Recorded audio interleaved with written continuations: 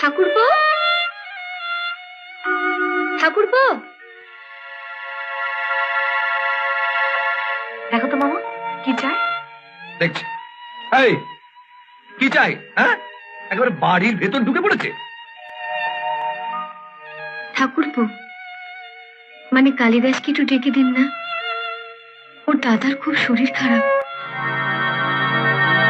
কালিদাস টালিদাস বলে এখানে কেউ থাকে না, যাবে তো। কোথায় গেলে ওকে পাবো বলুন তো? ওকে যে খুব দরকার।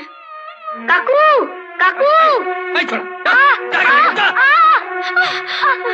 লেগেছে বাবা।